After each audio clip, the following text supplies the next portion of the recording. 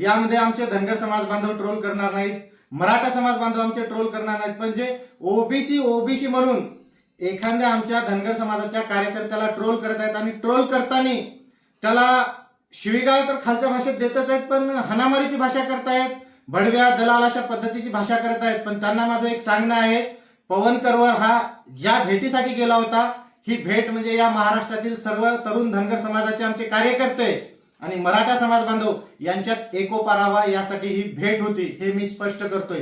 कारण आम्ही काही कुणाचे गुलाम नाही. डॉक्टर बाबासाहेब आंबेडकर यांनी संविधानात सर्वांना स्वातंत्र्य दिलेलं आहे आणि त्या संविधानानुसार आम्हाला कुणाला भेटायचं आणि कुणाला नाही हे आम्ही आमचं ठरवू शकतो, तेवढं आम्हाला स्वातंत्र्य आहे. त्यामुळं पवन भाऊ करवर यांना जे ट्रोल करतायत त्यांना माझं एक सांगणं आहे, धनगर समाज म्हणून आम्ही पवन भाऊच्या पाठीमागे ठामपणे उभा आहोत.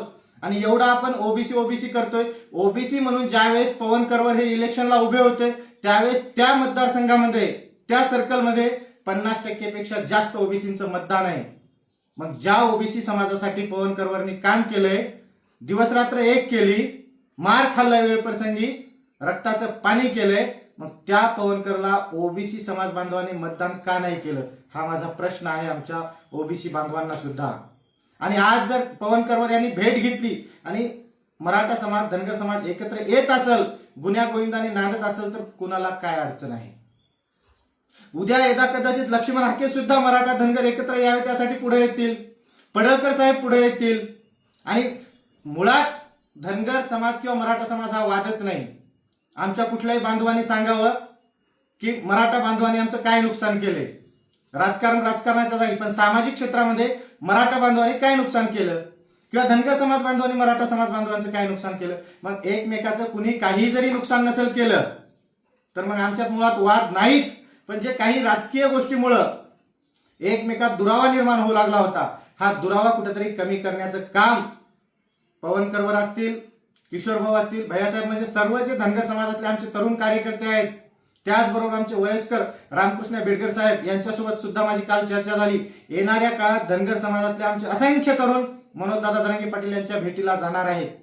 या महाराष्ट्रातला प्रस्थापित मराठा समाज आपल्याला चालतो, पण जो गोरगरीब मराठा समाज बांधवांसाठी लढतोय, त्यांच्या हक्काची न्यायाची भाषा बोलतोय, असे जरांगे पाटील आपल्याला चालत नाहीत का? आपल्याला नसतील चालत, पण या महाराष्ट्रातल्या आमच्यासारख्या धनगर समाजाच्या तरुणाला चालतात. आणि जे जे धनगर समाजाचे तरुण या विचाराशी सहमत आहे की मराठा समाज आपला शत्रू नाहीये, आपला मित्र आहे, आपला मोठा भाऊ आहे, असे अनेक धनगर समाजातले तरुण येणाऱ्या काळात दादांची भेट घेणार आहेत. आणि या महाराष्ट्रामध्ये धनगर समाज बांधव मराठा समाज बांधव हे एकत्र आहेत आणि ही विण घट्ट बांधायची आहे. यासाठी आम्ही सर्वजण प्रयत्न करतो आणि ही भेट नक्कीच यशस्वी होणार आहे. त्यामुळे जे ट्रोल करत आहेत त्यांना सांगणं आहे, पवन करवर हा धनगर समाजाचा लढवय्या कार्यकर्ता आहे आणि पवन करवर सोबत पूर्ण धनगर समाज बांधव आहे आणि शेवटपर्यंत राहील. त्यामुळं पवन करवरलाही मी सांगतोय की अजिबात घाबरायचं नाही.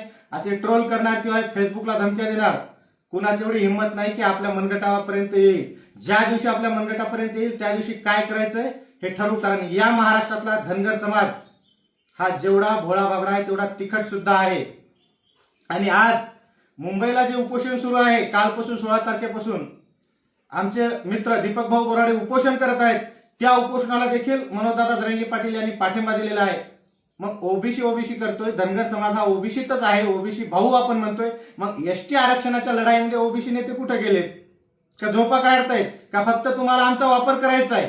मग खरंच तुम्हाला धनगर समाजाची कळवळ आहे, धनगर समाजानं पुढे यावं असं वाटत असेल, आमच्या माय मावल्याच्या शेतामध्ये राबतात, मेंढपाळाच्या पाठीमागे फिरतात, त्यांच्यावर जर सुखाचे दिवस यावे असं तुम्हाला वाटत असेल तर या ना त्या मुंबईला आझाद मैदानला दीपक बोराडे यांचं उपोषण चालू आहे. या सर्व ओबीसी नेत्यांनी भेट द्या आणि त्यांचा प्रश्न जे जे ओबीसी आमदार आहेत त्यांनी सुद्धा सभागृहामध्ये मांडा.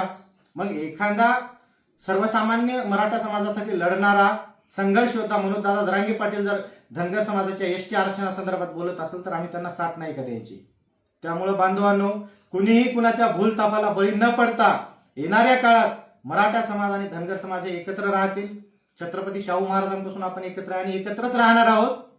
आणि पवन करवरच्या पाठीमागं महाराष्ट्रातील संपूर्ण धनगर समाज आहे.